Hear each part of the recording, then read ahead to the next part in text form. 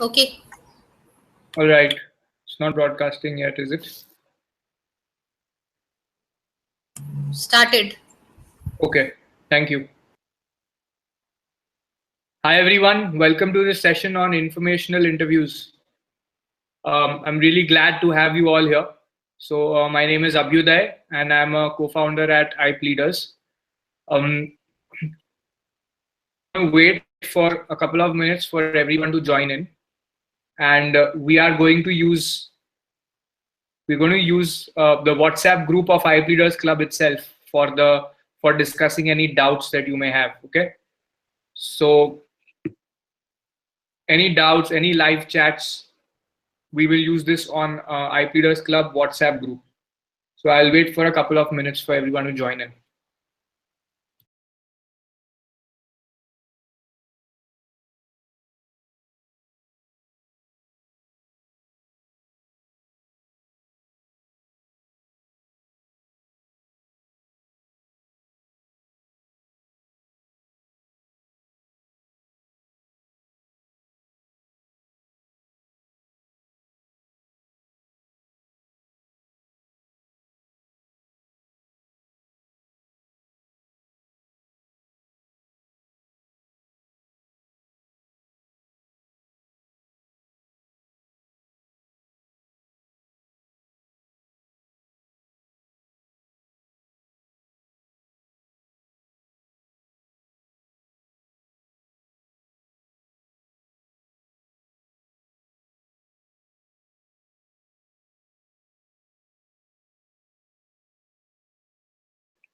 Priyanka, I can't see anything about how many viewers are there. Is there any reason for that? Usually I get to see that. So there are two viewers right now. There are two people on. Okay, fine.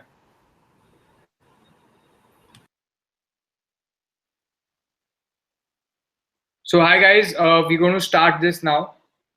So this is a session on informational interviews, okay, and how you can use them for your career, and how you should also use them to move through different phases of your participation in IP Leaders Club. So, have any of you taken informational interviews in the past, or do you know what the concept is? Can I request you to reply in the members of IP Leaders Club WhatsApp group so that there is like a live chat going on? Because I want this to be an interactive session.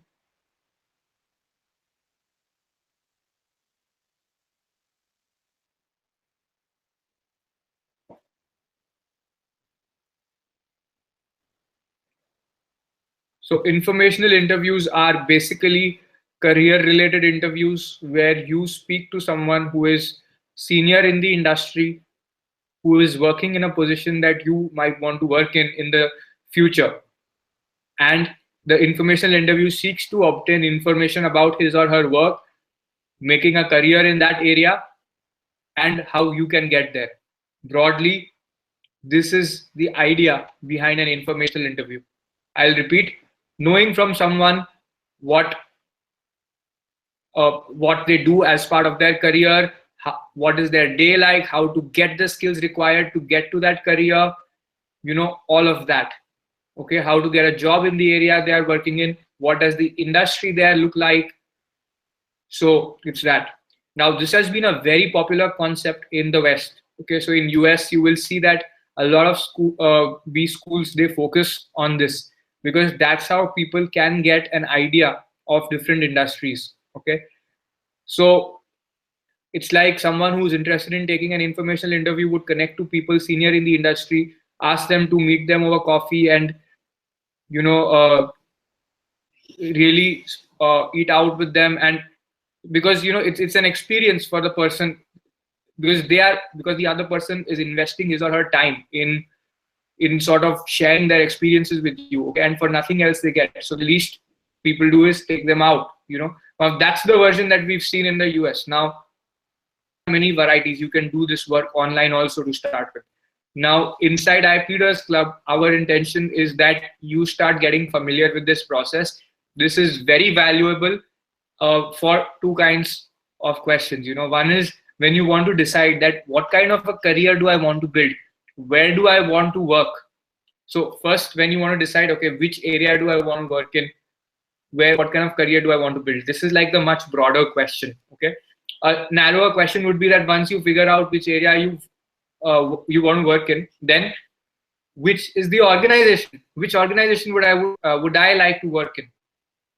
That's the question. Now there you can go on speaking to people who are working in different organizations. So if you decide first, so if is everyone who's viewing this a lawyer?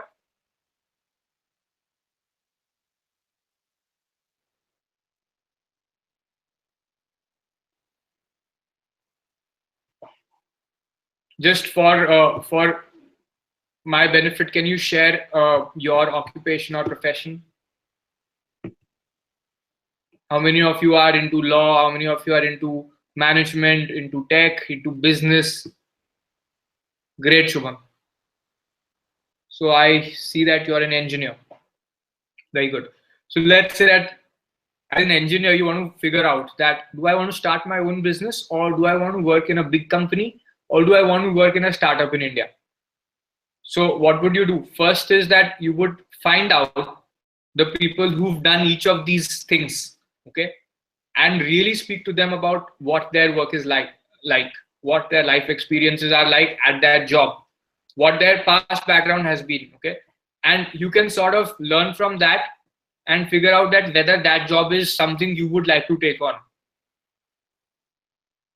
right? So now that is one aspect of an informational interview. That's the broadest aspect, and it can get into a tremendous level of detail, such as figuring out how to get into a particular kind of organization. That okay, if you decide that hey, I want to work in Facebook, now what is the way for an Indian educated engineer here in Facebook and to work, let's say in the US or in Ireland, it could be whatever. So it could get as deep as that, okay, to what's life like at Facebook, what are different kinds of compensation policies. You could go into any level of detail, okay. So Purvi, for you, it could be figuring out whether you want to work in a corporate law firm or be a litigator or be a judge, so you could speak to different people in all these areas. People who've been judges, people who run law firms, or people who've grown in law firms and work as senior associates. So like that. Now, why have we introduced this concept? So, uh, so let's look at it this way. Now, if you want to get a job, okay, or if you want to build a career of your choice, that career won't directly come to you. You won't get it on a platter. We tend to think that we'll go to a great college and then there will be a recruitment season and the campus placement will arrange for everything for us, and then the organization of our dreams will come there and recruit us, and this is our best case scenario. But once you start actually studying, you might realize that the organizations that visit college are not probably the best that you want to work in. They may be the best for people who have different interests, but they do not suit your interests. Some colleges may not have the kind of recruitment systems that you want to that you're looking at. They may not have fully functional placement committees. If you are already someone who is working, then this becomes all the more important because there is no fixed pathway to moving laterally or even moving vertically in your organization to different positions, right? So that becomes a big challenge. Now you can of course go to headhunters, but then it's like a deal, right? The headhunter goes and they share some opportunities with you, and you choose whether that works for you, you choose whether the salary is good, and then you go ahead and sit for the interview. But where do you get all that information that you need for taking a decision on, do I want to work in this industry, do I want to work in this organization? On the other side of it, there might also be situations where you don't have the skills that are required to say work in Facebook, but you still want to. Now you will want to figure out then that what kind of skills do you need, how can you acquire those skills, and what would the pathway sort of look like when you get for you to get, what would the journey look like? What would you do on that journey? Now, this is also something that an informational interview will address. So, the informational interview is literally breaking down the recruitment, uh, the way recruitment is looked at, the way building a career is looked at, okay, into micro parts where you really get the ability to customize and custom build your career, okay. And just imagine if you actually look at your career in such a super fine laser sharp way, then you will realize that one, it can be really fulfilling. Second, you will come across opportunities that other people don't come across. Okay, you will come across opportunities that others just miss out, that others have no idea about. You might even come across new business opportunities that way. Okay, there is more fulfillment, satisfaction. You will have a wider network. Okay, you will have a bigger ecosystem. You will have more options open for you. You will have more. You will even have like a fallback. So if your most desired option doesn't work out for you, you will have an option two waiting for you, right? So um, I want to ask you at this stage, do you have any questions for you to share on the group?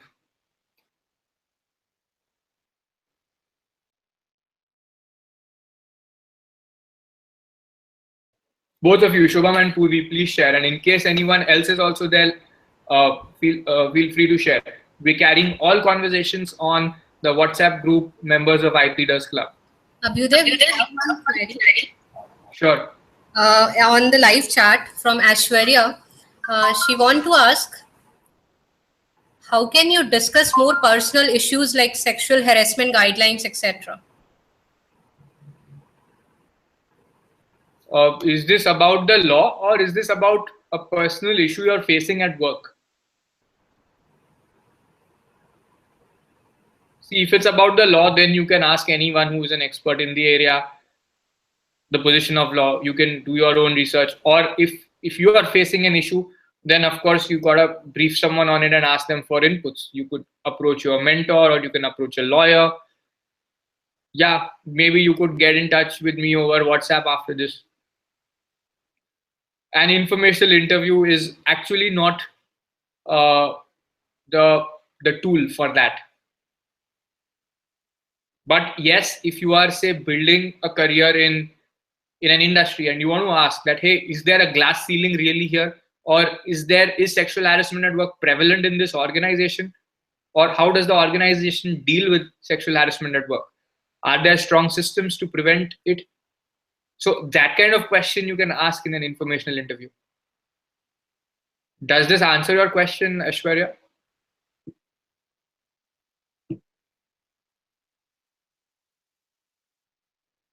Yeah, so if you're taking your cue from the TVF case, yes, you can ask these questions about a career in that organization, and entirely depends on the kind of rapport you share with the person you're speaking with for that person to divulge such things to an outsider. Okay, but you can ask at least simple stuff like, okay, does the organization have an internal complaints committee? Does it comply with the law? Basically, that much you might that much information you might get.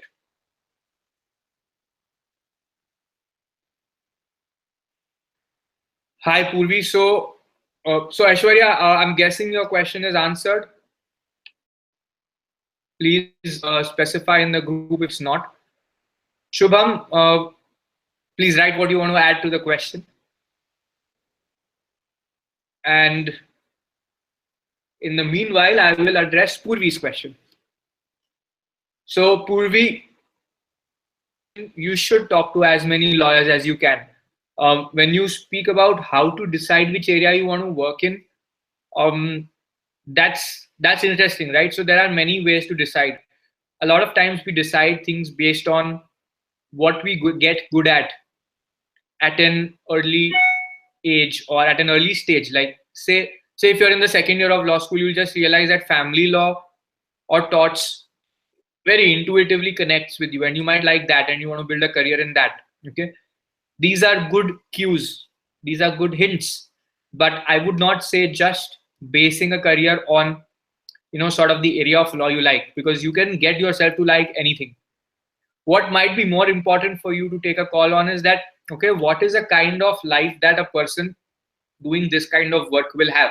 Okay, so let me share some examples. Like, say you decide that, hey, I really like the vibes in a college environment. So when I grow up, I want when I start working, sorry, at that time I want to be associated with schools and colleges. Okay, if you decide that, then you know that connect in a way, being attached to colleges, maybe as a teacher or going in that line, is what makes sense for you. In a way, for us at IP leaders, for me personally, it was important. I really loved education, and at the same time I wanted to look at different ways of impacting education, and I chose the offbeat route, where we started up an organization focusing on making practical teaching accessible in collaboration with a university. Okay, so that's how I sort of carved out this path. Right now, you have the option that way to really speak to different kinds of people. Now, if you realize that, hey, I want to work in a place, I want to have a lifestyle where I am mobile, right? You're mobile. You're not fixed to an office or a fixed position. Then working in a corporate law firm is not a great idea. Working as a litigator is also not a great idea, because you may not be able to move much far away from where the courts are, right? Then you might want to be an independent consultant or something. Want to be someone who's got an online business, or who works remotely with an organization. Okay, so choosing from the lifestyle and creating that is very important. That, okay, I want this kind of lifestyle, and now I can do this. Now, if you're someone who says I can work as I want to, and I want to earn the maximum money possible, and I just want like 15-20 days a year off, then maybe a law firm is for you. Okay, and you address at the second level that how to get into a law firm, or how to build the skills to get there. Okay, also in your initial years, or even later on, experimenting is a very good idea. You'll really get a taste of what you like, because when you are studying, Purvi, I guess you said you're I think, Purvi, you are a law student. So the point is that as a law student, what you're studying is a subject. You're not getting a picture of the practice of that subject, of that area of law. So you want to inquire about that also. It's important to know how that area is practiced. Merely liking a subject doesn't mean that you would like the practice of it. Okay, for example, if you get into litigation, you will realize that very few times in your initial years do you actually have the opportunity to create an argument from scratch. Okay, a lot of times you will be doing, or maybe 80% of your time is spent doing the procedural work, printing out, compiling and filing documents, writing the pleadings, and very little time goes into the thinking and strategy, until and unless you are probably senior counsel. Now you might want to take a call on whether you want to build such kind of a career. Yeah, but you might realize, oh, as a law student, I really loved mooting, I really loved the analysis of law.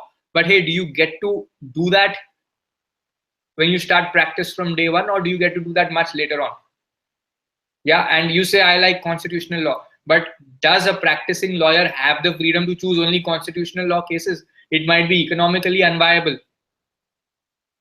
But then you say that, no, I still want only constitutional law work. Okay, then you might be able to teach, because then you will get a fixed salary, right? So this is an example of a pathway which you can use to navigate things. Yeah, you can navigate your career choices this way. So Purvi, do you have an idea? So you should talk to lawyers in different areas. You should try out activities in different areas. You should try to work in organizations which are doing different kinds of work, and then see what you like. And sometimes, it so happens that you are open to doing any and everything. And then you can just take something that comes your way. Okay, and over time you can sort of customize and get creative. Like, I had a real interest in business laws, but prior to that, I really like criminal law. Okay, and I did some papers on human rights and space law. I did a couple of moot courts on human rights. Matter area of law I was dealing with, because the way one gets to look at law, that is what really inspired me. And then I chose to focus whichever area I got interested in. And if you see now, We are at IBS, we are constantly looking at newer and newer areas of law. From hardcore business and corporate law, we've moved into some niche areas like real estate, transfer pricing, labor laws. So you can continue reinventing yourself, adding new things, fine tuning things. It's like that.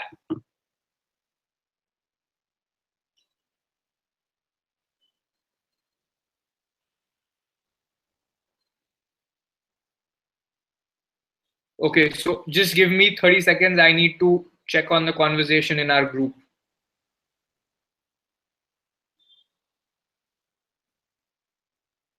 Yes, Shubham. So if you ask a basic question about a posh committee, it's okay.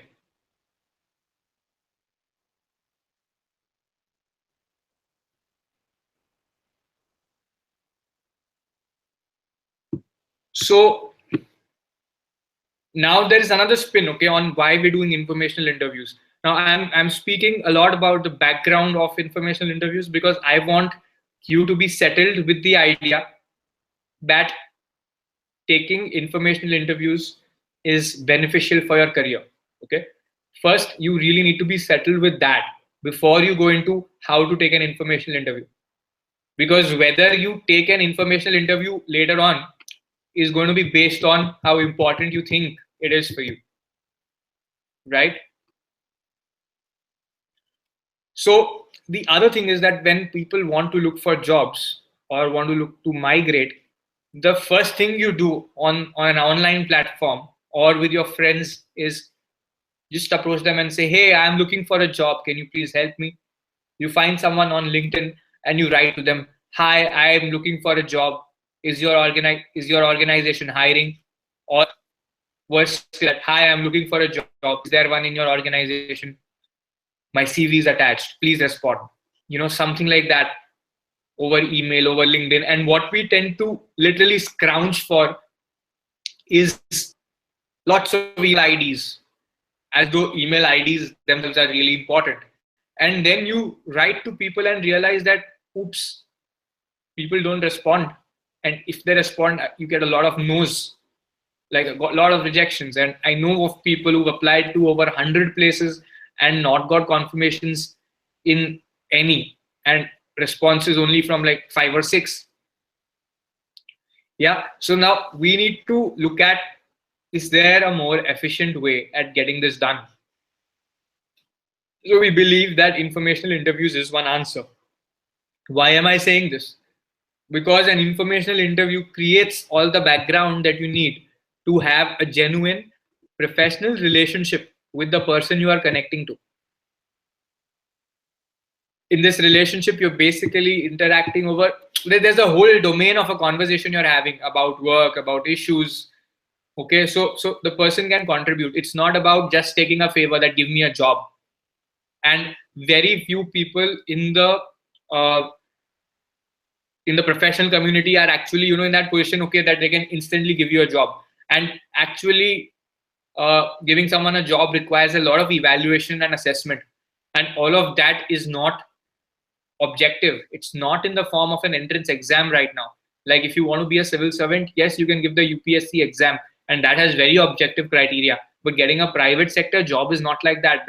And especially if you're moving laterally between companies, it's not like that. If you want to get promoted, it's not like that. It depends on the kind of relationships you have, on the kind of equations you have. And this is not called bias. This is not called politics. This is about how easily people are able to work with you, how well they can count on you, how well they are connected to you, how much they think that you understand what the organization requires, how much they can trust you professionally, what do they think about your professional competence. Okay, what do they know about your professional competence? Do they know where you can contribute to the organization? Has it been made clear to them? So these are the factors that go into making a hiring decision. And what you want to do over this process of an informational interview is get connected to the right kind of people for hiring, and start building like broader relationships. So you'll start building a network of mentors, friends, and these people will come in handy for you years down the line as well. Okay, and these will be the people who later on connect you in case there's an opening. These will be the people who recommend you when there is an opening in their organizations. or to their friends in other organizations. It's hard to believe, but someone earlier in the IP Leaders Club, he wanted a job with a litigator, but he was studying the business laws course, and it just so happened that he performed this exercise and took an informational interview of a litigator. And after a month, he just got a call from their office, and they said that, hey, are you free? And like, are you have a job? If you're in, if not, and if you're interested in working with us, why not join us? And he really got that job. And this one action was the starting and the turning point in that. So these kind of results are possible. Now, I'm not saying it will pan out the same way for you. That really depends on your resume, the kind of job you're looking at, and a lot of situations. But when you're taking this effort sort of in all directions, like as a provisional member of the IP Leaders Club, you start taking 10, 20, 30 informational interviews, you'll really realize that you've expanded your network, and it's a very meaningful resource that you've got. It's not like having 100 or even 1,000 connections of LinkedIn and whom you've never interacted with, but really having a set of people whom you can speak to when there is an issue, when there is information you need.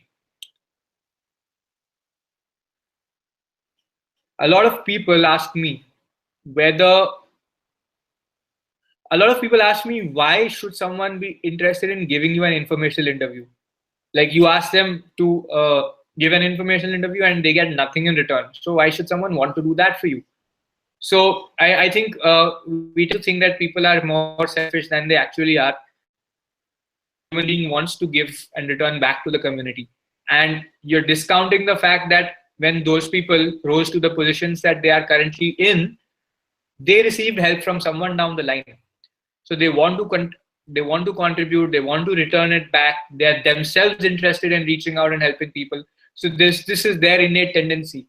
Yes, what they want in return is probably that you stay in touch, you respect them, or there can be a variety of things that you got to figure out.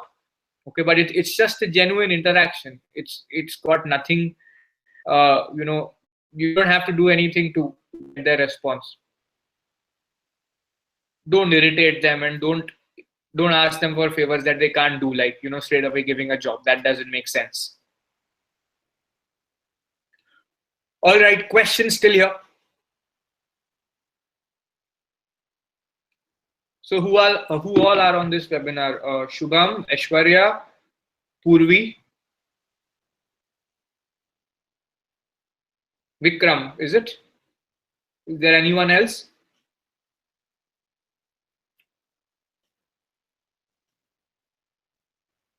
So Shubham, I'll take your question here. It makes sense. How can we go about an interview online? And personally meeting people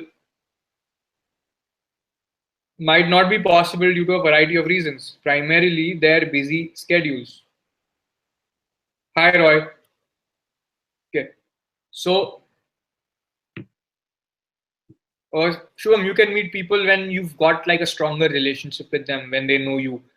And then when that happens, say after 4 or 5 conversations, and then you end up being in the same city, you can sort of meet them in an area where they are comfortable going to. So if it's a senior associate working in a law firm based in, I'm giving an example, based in Nariman Point, then you might want to meet that person after office or during lunch at Nariman Point, so that it's not much of an effort for that person to come down to where you are, and you reach out to where that person is. How do you go about this online? Very simple. Add the person onto your network and send a relevant context, a relevant message. So just don't send the default LinkedIn, I want to add you on my network, but give a relevant spin to it. Like, if you're adding someone who's working in the real estate industry or who's working in a startup, then you can say that I've been curious to know about how this industry works. I've done this X kind of work and I want to discuss this more. That's it. Okay. So stay within the character limit of LinkedIn, but give this background. LinkedIn will allow you to write kind of 2 or 3 sentences. So you can always say, hi, I was really interested in the work you've been doing. I saw your background and I want to chat more about this. So they'll accept you. You'll come to know when they accept you. That'll take a few days. Then you start a conversation that, okay, so I read, thank you for adding me and accepting my friend request. I saw that you've done this kind of work. And for my own career, I'm interested in building this kind of a profile. I have so far done this. And I want to talk to you about it and take some inputs from you. So you can ask them for their opinions right on the chat and begin a sort of conversation with them there. Okay, and it's not necessarily a formal thing that I'll send you 10 questions and you'll answer 10 questions for me. You can start that question answer back and forth conversation right there on chat. And the other is that you can set up a time to call them. Yeah, they might reschedule a couple of times. But one thing that I've seen a lot of young people do is that when someone senior doesn't stick to a time, you just get so upset that you don't want to bother them. There are two ways you could respond. One is that feel upset that you're not important, and the more frequently used interpretation is that, oh, I don't want to bother this person, a busy person, he might get upset with me. Listen, if someone's promised that they will be there for you, they want to be there for you. So please follow up and schedule another conversation with them. Okay, don't leave it like that. If that doesn't happen, please send them a message and ask them for their inputs. Just keep making it easier for them. Yeah.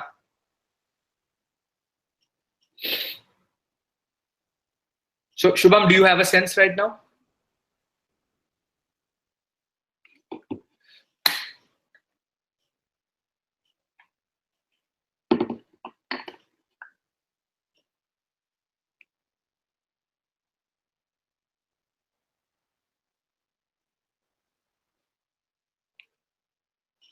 So how many informational interviews will you take next week, Shubham?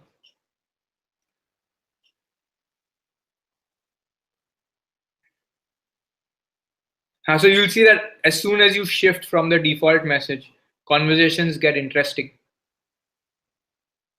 Okay.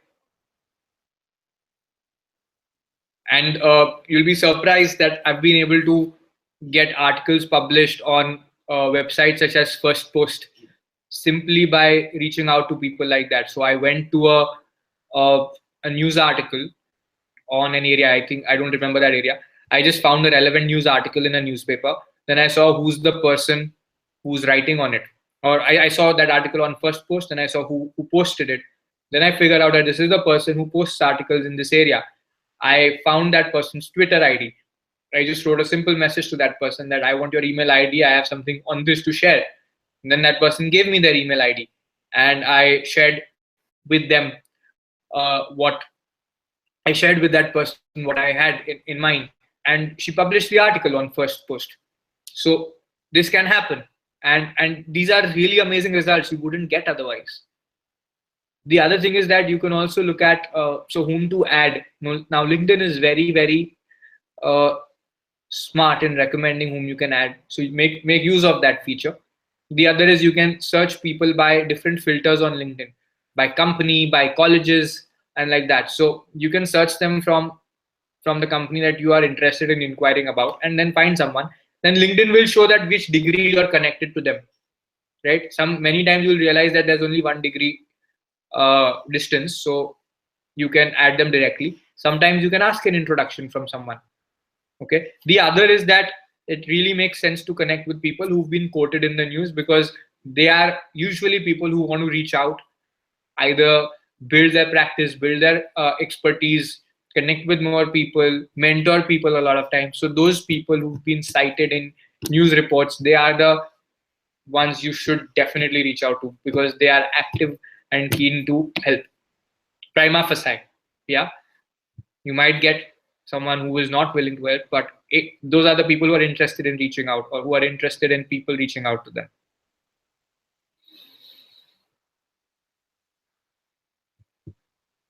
All right. So this is the background for why an informational interview is valuable. Now, I think in the first attempt that you do now, just go for adding 5 people in your network. Send them a meaningful communication. Start chatting with them. These 5 people should be in an area you want to work in. They should be in a position that you want to get to in the next 4 to 5 years. Okay. Or even next 3 to 5 years. Reach out to them, share something relevant, start a conversation with them. Okay.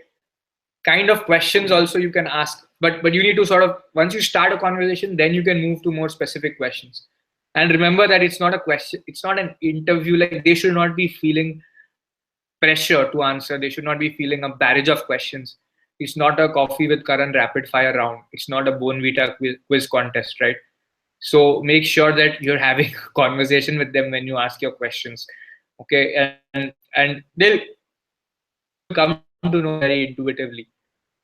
Should be a sort of interaction where you're putting in effort also. It's not that, oh, you throw open a question and now that person is grappling with it and trying to deal with it. Because you see, when you don't get a response, the easiest thing to glean from that, to infer from that, is that maybe the question was too hard for that person to answer. Maybe you were oversimplifying things. So a lot of times people think that it's too much of a task to explain this, and they might back off the conversation. They might disappear. So a good idea then would be to simplify your questions.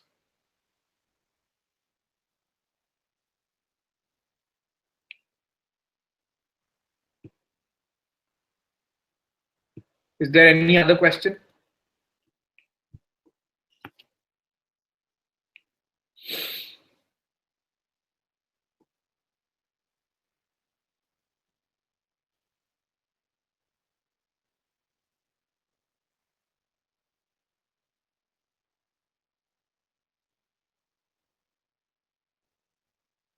Yes. So you, as suggested by Ramanuj, take out. You should be happy to go and meet people personally. Go out of your way to meet them at a place of their convenience. Okay, and that really sets the benchmark for a different kind of a mentor-mentee or relationship, or a friendship, or an advisor relationship. That's very useful.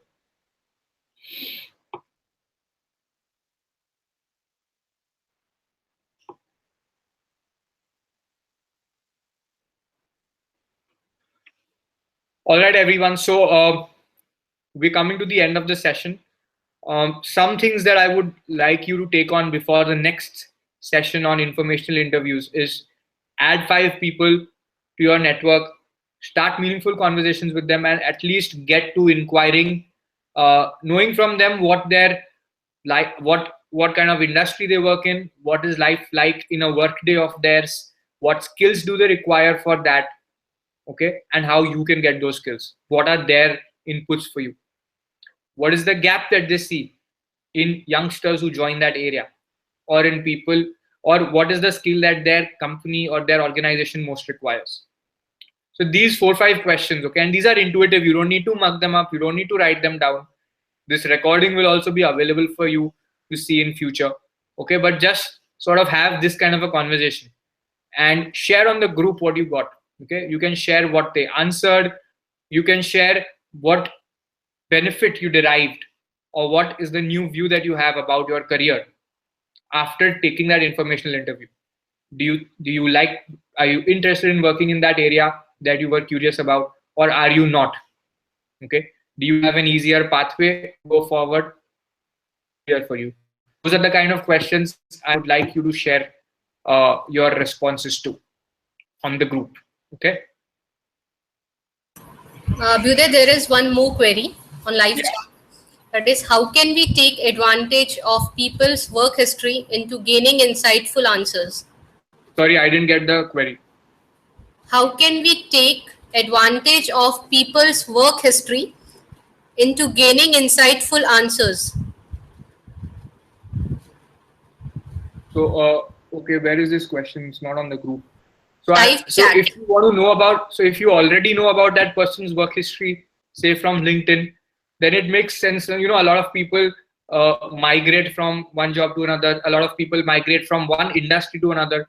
So you might want to ask that, did that kind of uh, did that kind of experience benefit them in their latest job? Is it good to shift industries? uh, does a certain industry require a background of different, of working in different kinds of areas? You can ask those questions, okay. And if you don't know about their work history, you can ask them that, okay, you're saying that I need to acquire these XYZ skills to work in this organization. Now, how did you acquire these skills in your time, okay, or in your situation? So that way they will share from their past and their work history, and you will be able to get insights from there. Does this answer the question?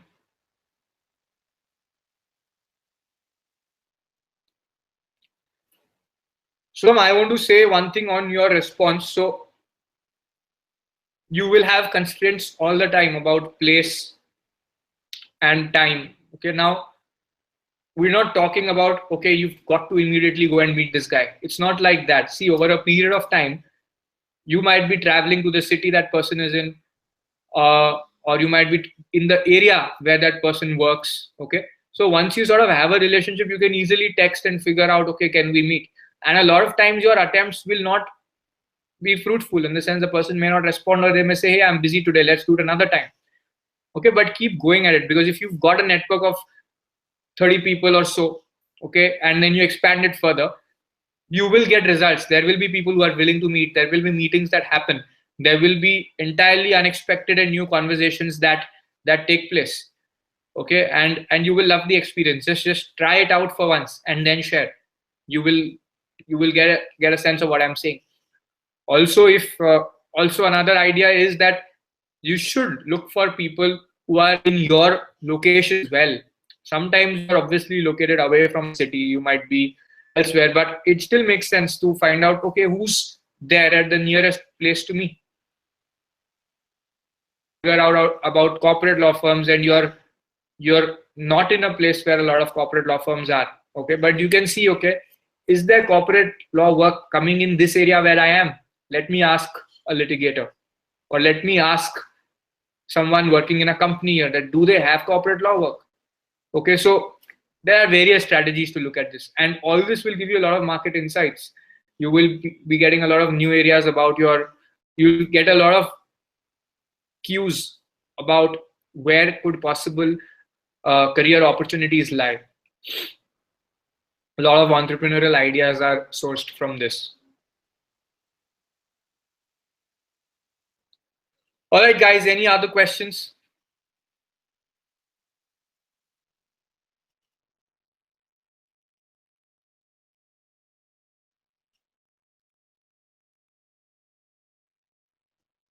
I'll wait for a minute. If you have any other questions, share on the members of IP Leaders Club group.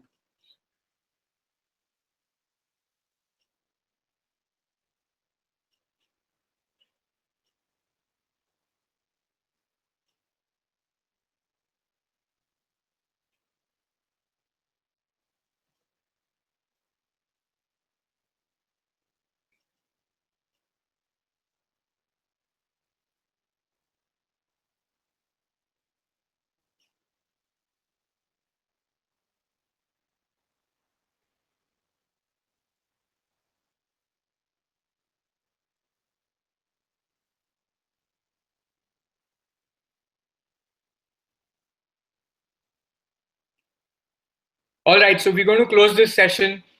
Do share feedback, inputs on the WhatsApp group, and go ahead and speak to at least 5 people over the next week. Okay, and keep expanding this. You do 5 people next week, then more.